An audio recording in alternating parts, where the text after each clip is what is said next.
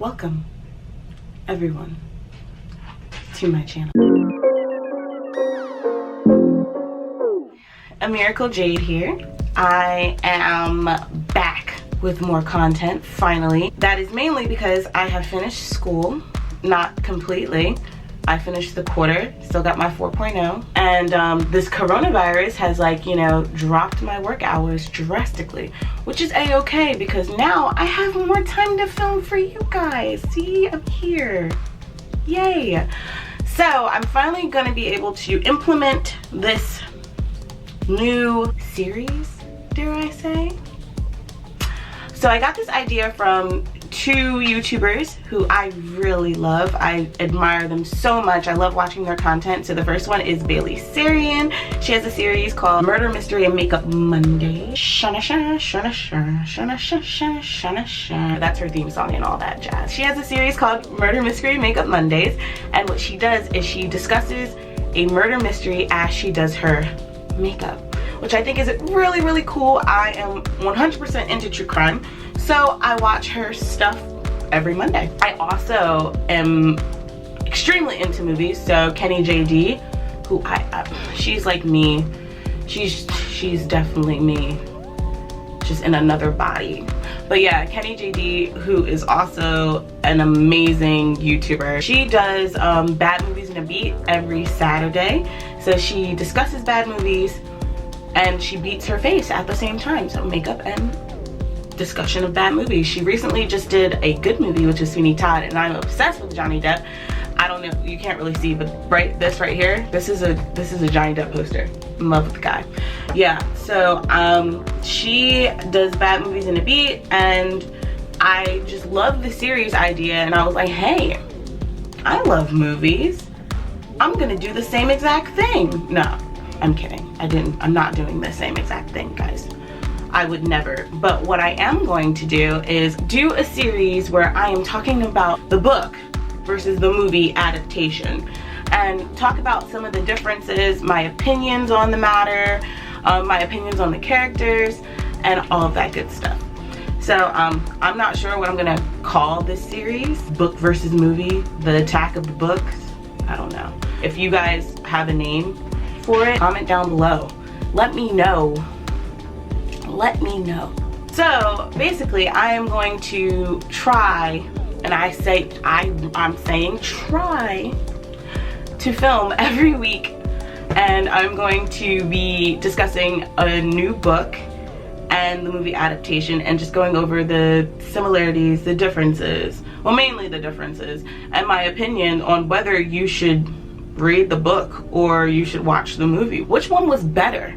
Usually the book is better, but not all the time. Sometimes the movies do get them right, you know what I mean? Sometimes there's no need to even read the book because the movie's so spot on. For our task at hand, if you know me, you know I'm obsessed with Harry Potter. Hence the Gryffindor shirt. Yeah, I have a Harry Potter tattoo. It says always.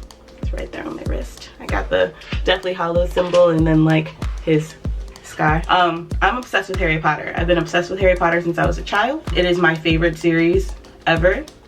So what better book movie adaptation should I start with than Harry Potter? What's a better one? Anyone? Name a better one. No? No? Exactly. Harry Potter it is. Am I gonna do all of the Harry Potter series in this one video? In the words of Bailey Sarian, nay nay. I will not. Not at all. I'm going to do one book at a time because they are all very different, and I'm sorry for that noise in the background. If you hear it, it's my dog. Can you hush for me? Yeah? Thank you. Yeah, I think she nodded. I'm gonna start off with Harry Potter and the Sorcerer's Stone, which brings me to my first point. Harry Potter and the Philosopher's Stone. Whoever was in that board meeting and just thought that Americans would not understand what a philosopher was. Like, come on now. We know what a philosopher is. We would have looked it up if we didn't. But yeah, it's originally called Harry Potter and the Philosopher's Stone. I'm gonna start with that one first. And then hopefully my next video will be of the Chamber of Secrets, and then so on and so forth until I finish the series. So if you're interested in more content like this, please let me know. I read a lot. I do. I read a lot. So I have ideas for tons of books that have become movies. So if you are interested in this type of content and you want to see more of it, please hit that subscribe button, because I promise you it's going to be a great time. We're going to be on an amazing journey. Just you and I, us, together. But without further ado, let me get into this makeup look. If you like any of the things that I'm using on my face, I'm going to put all of it down in the description box below so that you can, I don't know, buy it or use it, try it out. But yeah, we're gonna get into this thing. I hope you guys have seen the movie, and if not, go see it. It's a really good series. I would highly recommend it. It's extremely, it's well planned out in my opinion, and it's actually a really good adaptation. The film starts with, you know, Hagrid bringing Harry to the Dursleys. That is not how the book starts. The book actually starts with a day in the life of Vernon Dursley. Vernon is headed to work, he's walking through town and stuff, and he's just noticing everything is just very odd, because basically that is the day that Voldemort is, you know, has been defeated. Everyone's celebrating. The war's over, everyone's celebrating in the streets. You got wizards walking around talking, you know, in wizard talk out in public, I dare say. So that is like low-key heresy right there. But yeah, they're celebrating. They're dressed in their traditional wizard garb. They're not even like trying to blend in. And you know how Vernon is. Vernon is like, you know, what the heck is going on? Why is everyone dressed like this? Like today is just very, very, very peculiar. So he's not feeling it. He's wondering what's going on. He's not enjoying it whatsoever. He doesn't understand that, you know, the Dark Lord has essentially just been defeated. And he's just wondering why everybody's dressed like this out in public. He thinks they're weird. He doesn't like them. Just by looking at them, he doesn't like them. And you know, because he's such a judgmental person. That's terrible.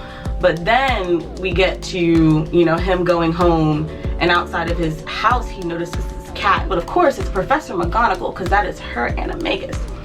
And she transforms once he's inside the house, and she meets up with Dumbledore, and then good old Hagrid comes.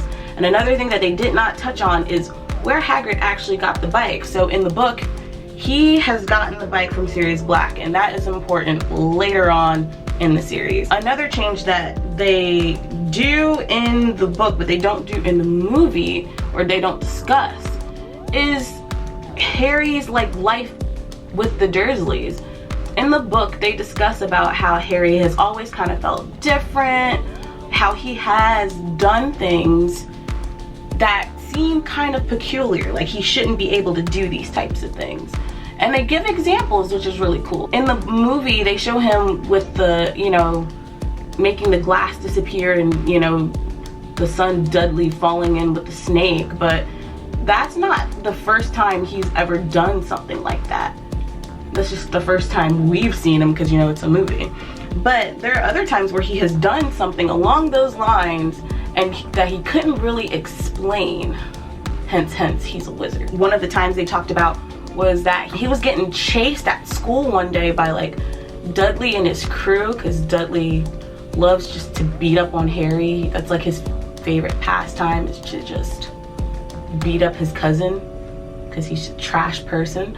But yeah, so they're chasing him, and there's like a bunch of dudes, so it wouldn't even have been a fair fight. Harry would have got his behind whooped. So they're chasing him, and then all of a sudden Harry is just on the roof of the building. He's running, booking it. Next thing you know, he's on the roof of the building. He's on the roof. He's boom, on the roof. Don't know how I got there. Instead of people being like, you know, how he get on the roof, they're like assuming that he is kind of assuming that he just jumped really high that day. He just jumped up there.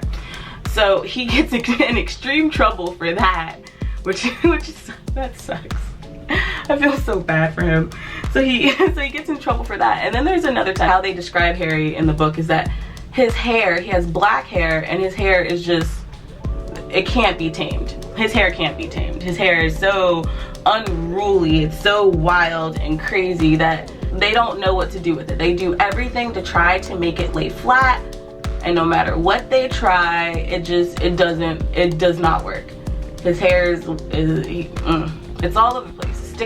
Sticks up different ways, and you know how Aunt Petunia is. She's very proper, so she of course doesn't like that. Also, they don't like it because that's how his father's hair was, and they hate and they don't like Harry's dad. So they try to do whatever they can to make his hair, you know, flat, nice and tame. So what they end up doing is Aunt Petunia grabs some scissors and she hacks all of his hair off. Just gone. He's basically bald at this point, and of course he's upset. He's like, you know, now I gotta go to school and get laughed at the next day. Like, it's gonna be terrible. He's gonna get teased even more than he already does, because, you know, he wears Dudley's old clothes, and Dudley's huge, so all of his clothes are baggy. So he wakes up the next day and boom, his hair is back. Just grew overnight. Grew. And of course, Aunt Petunia and Uncle Vernon are like, what in the world? Well, they kind of know what's going on, but Harry's just like, oh, well, you know, maybe she didn't cut off as much as I thought, you know? He's trying to, like, write it off as, like, you know, it can be explained. Like, no, sweetie, that's, that is not normal. And then, of course, good old Hagrid comes and tells him that he's a wizard. He receives his letter, takes him to Diagon Alley so that he can get his stuff, he can get his money, he can get his books, and get ready for school, right? Which, that's, you know, awesome. What they don't do in the movie that is in the book is he actually meets Draco Malfoy in Diagon Alley. He does not meet him on the stairs at Hogwarts. Another change. I forget what the shop's name is, but he's in the shop getting fitted for his robes, and there's this boy there, aka Draco Malfoy. His mom is there, and his mom seems stuck up and stuff like that, and he talks to Harry, and he's just being very, like, uppity. And Harry's like, yeah, okay, and then he decides right then and there, like, no, not gonna be his friend. So basically, Draco just goes about his business, and, you know, they leave. I mean, it's a small part. It's not that significant, but yeah, it is a difference, because that is not what happened in the movie. Hagrid does not take Harry straight to the train station after leaving Diagon Alley. In the movie, that's what he does, which actually doesn't make sense, because Harry's birthday, the day that Hagrid picks Harry up in the first place, is July 31st. Hogwarts doesn't start until like September 1st, I believe. So it's like, were they in Diagon Alley for a whole month? And then he gets on the train. Like, I was confused. Like, the movie, I don't know. But in the book, Hagrid takes Harry back to the Dursleys. And since, you know, Hagrid has threatened the Dursleys, they are really afraid of Harry at this point. They're like, oh my god, like, what is he gonna do? I don't want to make him upset. He's gonna turn us all into pigs. It's gonna be crazy. So the Dursleys are actually being kind of nice to Harry, and he's like, yeah, you guys have to take me to King's Cross Station on this day. And then he shows them the ticket, and like, they kind of laugh at him. They're like, well, and he doesn't understand because he's never been to King's Cross Station, but they kind of laugh at him once they read the ticket. And he's like, okay, like, well, you're still gonna take me? And then they're like, yeah, we'll take you, all right. So they are the ones who actually drove him to King's Cross Station so that he can get onto good old platform 9 3/4. Once he gets there, he goes to look, and then that's when, like, they're like, you know, platform 9 3/4 isn't even a thing. Ha ha ha. See, told you. Ha ha ha. You're not going anywhere. You're gonna be stuck with me forever. Even though I still don't understand why they would want him to be living with them if they don't like him. like they would be getting a break from him basically, but of course they don't like anything to have that's not normal, and him being a wizard is not normal. So I mean, I guess I get that part, but I'd be like, hey, that's a less mouth to feed, you know, we don't like him anyway, he's about to skedaddle. But you know, that's not what happened. They just want him to be unhappy for the rest of his life, and you know, leaving and going to Hogwarts would make him happy. But of course that's when he meets the Weasleys, the lovely Weasleys, and they teach him how to get onto the platform, and he heads off to Hogwarts, where he belongs, because Hogwarts is his home. While he is on the train, I know in the movie, you know, he meets Ron Weasley and they become friends kind of instantly, which is cool, because Ron is my favorite character. I love Ron, but I'll get into more of my love for Ron in a later video. But he meets Ron, and you know, they're eating all this candy on the train, and they're having a good old time, and then he gets his frog, his chocolate frog, and he gets his wizard card, and that's when he reads the wizard card. See, in the movie they don't show that, and I'm talking about the theatrical version of the movie, just in case anyone is like, no, well, in the deleted scene. Okay, no, in the movie he does not read the card. He looks at the card, the frog jumps out, and then he's like, oh, I got Dumbledore, and then he looks down, and then Dumbledore's gone, and that's it, and they kind of leave it at that. But in the book he reads the wizard card, and that is important for later on in the film.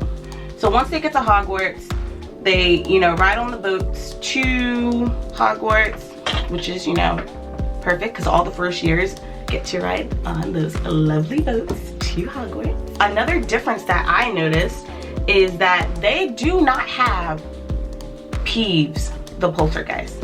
So Peeves is a poltergeist that lives in Hogwarts, and he, unlike ghosts, he can actually manipulate things, touch things. Whereas ghosts, they, you know, they go grab something and their arm goes straight through it. No. Peeves can grab stuff, Peeves can throw stuff. He causes a problem for every student, especially like first years and stuff like that. He likes to burst people's bubble. As people say in London, he likes to take the piss. He likes to get under people's skin. That's his jam. That's what he likes to do. And they don't mention him or have him at all in the films. They actually have him in the video games though, which I find very, very surprising. I have played most of the video games. I have them all. I have played most of them. And I like them, which is cool. But in the movies, no Peeves poltergeist. Also in the movies, they show that when they're showing all of the ghosts, they show the Bloody Baron. There's the 4 houses, of course. So there's Gryffindor, Ravenclaw, Hufflepuff, and Slytherin. So each house has like a house ghost. So Nearly Headless Nick is Gryffindor's ghost. Then you have Helena Ravenclaw is Ravenclaw's ghost. You have the Bloody Baron, who is Slytherin's ghost, and then you have the Fat Friar, I think is Hufflepuff's ghost. I don't know, he's not really as important as the other ghosts in the stories, but yeah, so sorry, I have to like look at my mirror down here. But yeah, so they show the Bloody Baron, and he don't look like how the Bloody Baron is described, and it's like, no, he's supposed to be very, very unsettling. He's supposed to like have chains and blood, and he's supposed to look very, very creepy, and his story is actually important later on in the series. So it'd have been cool to see him how J.K. Rowling kind of like depicted him, you know what I mean, like how she envisioned what he would look like. But instead, like they gave us this like swashbuckling pirate looking guy. I don't know, he didn't look right in this shade. Okay, so yeah, I don't have my glasses on, and yeah, the shade is looking rough, but I will fix it up, so don't, just bear with me. So we fast forward, of course everyone gets sorted into their houses, blah blah blah. Malfoy and Harry and Ron start this rivalry. Boom, this is where we're at. the good old rivalry. Definition of good and evil. So Malfoy, evil. Ron and Harry, good. But like, you know, like Sirius says, there's good and evil in all of us. So I can't really just say that Malfoy is strictly evil, because he's not. Now that we are here in the story and we're talking about Malfoy, in the movie, they are walking up the stairs in this one scene.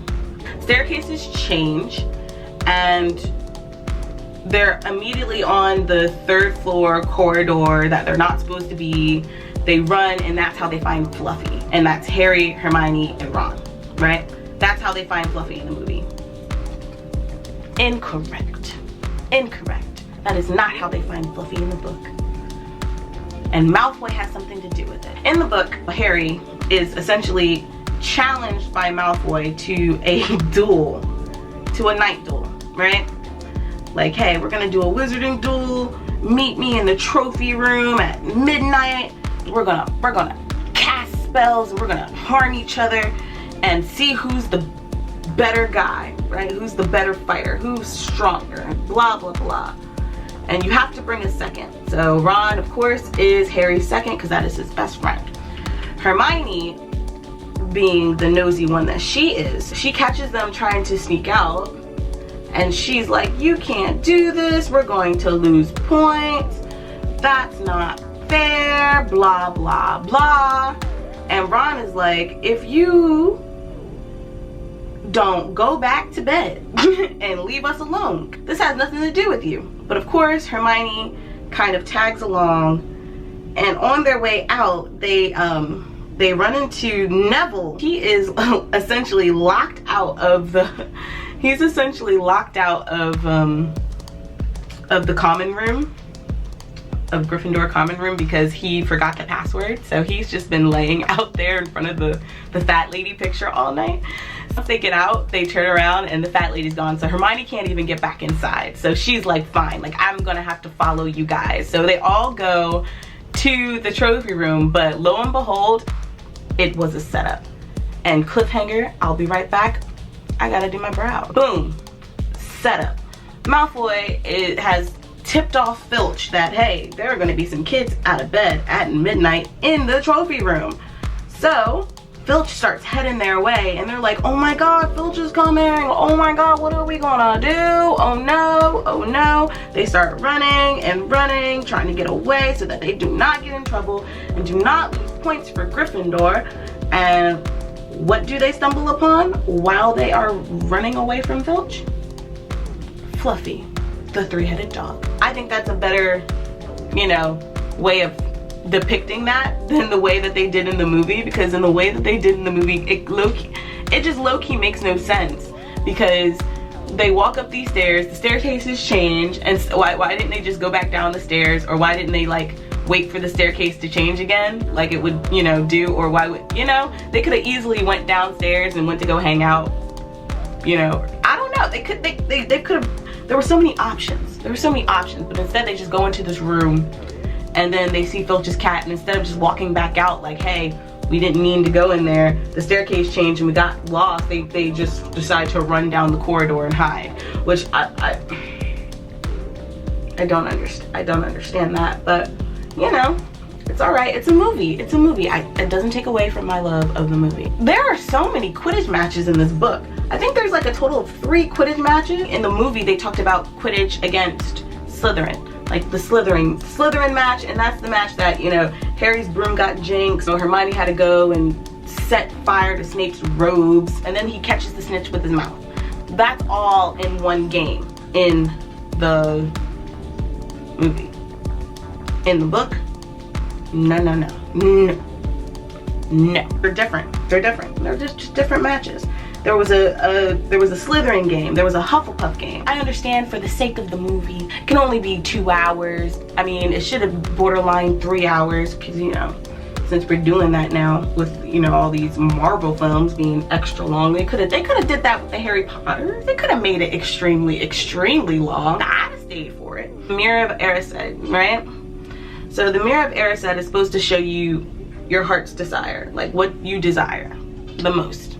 If you really want money at that point in time, you really need money, it's gonna show you holding some cash, you know what I mean? Harry stumbles upon the Mirror of Erised, and in the movie he sees his mom and dad. It's really actually really sad, because like the book really emphasizes that he has never seen his parents or his family. He's never seen pictures. Child has never ever caught a glimpse of what his parents look like. So this was his first time ever seeing them. So of course I'm over here sentimental, like, oh my god, this poor child. In the movie they don't touch on that, you know, sentimental moment as much, that like, hey, this is like the first time he's ever seen his parents in his life. Actually, in the book, he not only sees his parents, he sees his family. It says that he sees, you know, his mother, who have the same eyes, and then he sees this man who looks exactly like him with unruly black hair, aka his dad. But then he also sees this whole family of people with unruly black hair, and that's like his other family, you know? I thought that was really cool that he not only got to see his parents, but he got to see some of his family too. I mean, they didn't show, and that's okay. That's okay. I'm not faulting them for that. I'm not faulting it. Okay? I just wish they would have touched on it just a little, just a teeny bit, just a little teeny bit. They could have just talked about it. And a general thing about all of these adaptations, so I don't have to mention this in every single video, they don't really go into like the classes in depth. The next thing I would like to discuss is this Norbert story. In the movie, Hagrid gets this dragon egg. Harry and Hermione and Ron are out of bed when they shouldn't be. They go to Hagrid's. Hagrid has this dragon egg, and it hatches, and then immediately, like that, immediately they are caught and thrown into detention because they are out of bed. So Harry, Ron, and Hermione, detention. And also Malfoy, detention, because he's out of bed too. Even though he's out here being a snitch, he also gets detention. That ain't what happened. Let me tell you that is not what happened. That ain't how it went down. In the book, Hagrid has had Norbert for a hot minute. They saw Norbert hatch, and they're like, you know, Hagrid, like, what you doing? You're not supposed to, that's illegal. Hagrid's like, no, I can take care of him. I got this. I can do it on my own. Harry and Ron and Hermione are going down to go help Hagrid with Norbert. Of course, Norbert gets to a certain size, and they're like, Hagrid, like, look, we tried, okay, homie, we tried, and it was a good run. But Norbert is too big. We gotta get rid of him. We gotta figure out a way so that you don't get in trouble, and that we don't get in trouble. So they devise this plan. Ron's oldest brother, Charlie, he works in Romania with dragons. So they write to Charlie, and they're like, hey, Charlie, like, we have this dragon here, can you take it? And then they, you know, he can live in the sanctuary. Charlie's like, yeah, I'm gonna send some friends over, take the dragon to the astronomy tower. They're gonna fly over on their brooms, grab Norbert, fly off. So they get this note, and Hermione or somebody, I forget who, puts it in a book. That's how Malfoy finds the note in the book, and now Malfoy knows about the plan. They go execute the plan. They take Norbert to the astronomy tower, and they use the invisibility cloak. They get to the top, they take the invisibility cloak off so that the friends can find them easily. Friends find them, take away Norbert. They're like, cool. They walk down the stairs, and boom, caught, detention. Also, Neville, not Ron, Neville is there, because Neville overhears Malfoy going like, oh my god, I got this note, I'm gonna go snitch, and he goes to try to warn Harry and Hermione and gets caught as well. So it's not Harry, Hermione, Ron, and Malfoy. It's Harry, Hermione, Neville, and Malfoy who get detention in the Dark Forest. I know that in the movie, Harry and Malfoy come across, you know, Voldemort eating the unicorn, and Harry's scar starts to burn and stuff, and then Friends the Centaur comes and helps Harry, gets rid of Voldemort, and saves them. Then Hagrid comes and says thank you to Firenze, and then Firenze leaves, and that's the end of Firenze. Wrong. Harry and Hagrid, they run into more centaurs before running into Voldemort. Bane and Ronan. They run into Bane and Ronan, and Hagrid's just like, hey guys, like, you know, there's an injured unicorn out here. And they're basically like, if it dies, it dies. There's something going on with Mars or Mercury right now, because, you know, they're all into that astrology. Don't know which one. They're like, yeah, so you guys shouldn't be in our forest right now. I know you got younglings, pointing to, you know, the kids that Hagrid has. He's like, you got your younglings with you. Y'all shouldn't be in this forest. Y'all need to get out of our forest. You know, they're territorial. And Hagrid's just like, okay, well, you know, we're still gonna go off. It's not just your forest. We're still gonna go off and go look for this wounded animal. But thanks for your help. And that's when they split off. But they run into Voldemort. Firenze saves them. But then Hagrid doesn't come and be like, okay, thanks Firenze, I got it from here. No. What happens is Firenze allows Harry to climb on his back, and he goes to take him back to Hagrid. That's when they run into Ronan and to Bane again. And they like, what you doing with this human youngling on your back like you're a common horse? Wizards see them as lesser creatures. So with him having Harry on his back, it like shows that he's a lesser creature. He's like catering to a human, and they're not with it. They're like, no. Get him off your back. They're just basically attacking Firenze, not like physically attacking, but like, Firenze, you know, you always are out here interfering with the human world mess. We not doing that. We don't like them humans. We're not going to be out here helping the humans. Let them deal with their BS while we deal with ours. Like, we're going to protect ours. And Hagrid's like, well, thank you, Firenze. And, you know, of course, Harry's like thankful. But yes, that is what happened. Remember when I told you about Harry and he read the Nicholas Flamel card? So it wasn't just Hermione coming in and being like, oh my god, I took out this book and this is where I learned the Nicholas Flamel name. Oh, it wasn't the Nicholas Flamel card, oh my god. The Dumbledore card. Harry in the Great Hall eating or whatever with his friends, Ron gets a chocolate frog and opens it, and it's like, oh my god, no, another Dumbledore. And that's when Harry's like, oh,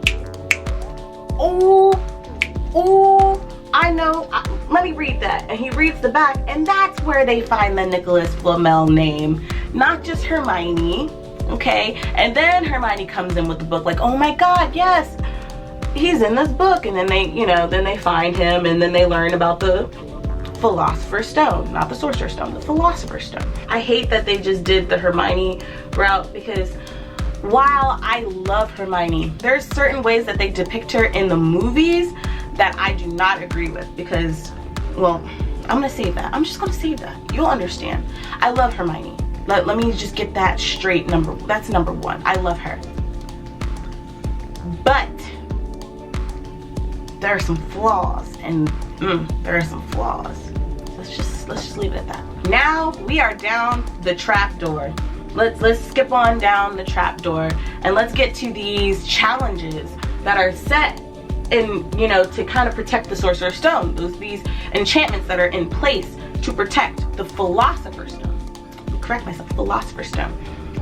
So, number one, Double Snare. The Double Snare is put in place by Professor Sprout, who is the head of herbology.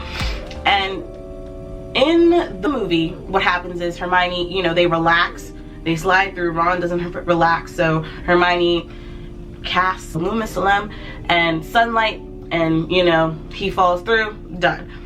In the book, no, you can relax and it won't kill you faster. That's kind of true. But what Hermione does is well, actually, okay, I'm gonna like try to direct quote this part, because this is actually one of the funniest parts in the book. Hermione is thinking, she's like, oh my god, what did I read about Double Snare? I know, like, there's a way to kill Double Snare. There's a way. I just have to remember. So she finally remembers. She's like, oh my god, you know, light, sunlight. If only I can make fire. And then Ron turns to her and is like, are you a witch or not? Cause like, I don't know, I thought that was the funniest thing. Like, I wish they put that in there, because it's like, yeah, did you forget we got powers? Like, if you don't cast the spell, you know how to make fire, do it. So another thing with being down in the chamber, there were 2 more tasks that they had to do. Most of the teachers had a hand in protecting the sorcerer stone. So of course the double snare is Professor Sprout, and then you have the enchanted keys, which that was obviously Professor Flitwick, because he does charms. The chess set, which is transfiguration, so that would be Professor McGonagall. And then you are at the sorcerer's stone, so that was only 3. All right, no, there's actually 2 more. There was a troll level, but when they got there, the troll had already been knocked out, and that was Professor Quirrell's Defense Against the Dark Arts. That was his level, okay? That was his little task that he contributed to protect the stone. And then there was also a potions level, because it was Professor Snape. So the potions level, it included a riddle, and it included like a bunch of different potions. You walk into the room, fire encases the archway that you came through, and then fire encases the archway going forward. So you have to read this riddle and decide which potion to take in order to advance. So there's like 2 potions that will kill you, 1 potion that will do nothing, a potion that'll let you go forward, and a potion that will let you go back. So Hermione is the one who read the riddle, which was cool because you have to remember that she's Muggle born, and understanding a riddle like that, that takes like basic logic, you know what I mean? And wizards don't really rely on that. They use magic. She was able to solve the riddle, and Harry said, okay, I'm gonna take the one that goes forward, and you take the one that, so that you can go backwards, so that you can check on Ron and then send word to Dumbledore. And that's how that happened. So now we're in the main chamber. This is where it all goes down, with Voldemort being on the back of Quirrell's head. There are some inconsistencies, I would say. The inconsistency I noticed the most is that Quirrell, if he touches Harry, like what happens in the book is that he just gets burned. Gets badly burned. But in the movie, he like disintegrates. No. In the book, he just gets really badly burned. In the movie, he goes and he chokes Harry and nothing's happening to him. It isn't until Harry like touches him that he actually disintegrates. So I'm like, how'd that work? Because in the book, like he does go to choke Harry, and he's like, you know what, whatever, like I'm gonna endure these burns, but I'm gonna try my damnness to kill this kid, you know? In the movie, Harry touches his face and he disintegrates, and Harry just killed somebody, you know? It's his first year there, and he's dead. But in the book, Quirrell dies because Voldemort leaves his body and takes most of his life force with him when he leaves his body. That is why Quirrell dies. It's not solely because Harry burns him so badly or makes him disintegrate. I think that's it. I'm just gonna try to like remind you guys during these videos, I'm not gonna touch on every single change or every single difference. Like, that would take forever for me to do. I'm just gonna go over the major things, especially touch on the things that are important later on for, you know, future parts of the story. There are many changes that they made that changed the course of the whole shebang. They changed the course of the whole series because they didn't mention it before. You know what I mean? If they were to put certain things in, the rest of the movies would have been more like the book, and they missed that opportunity because they changed so much early on. But yeah, so there are definitely things that could have been done better about this movie, but do you have to read the book to get the gist? If you were to watch the first movie and then read the rest of the books, I think you'd be good.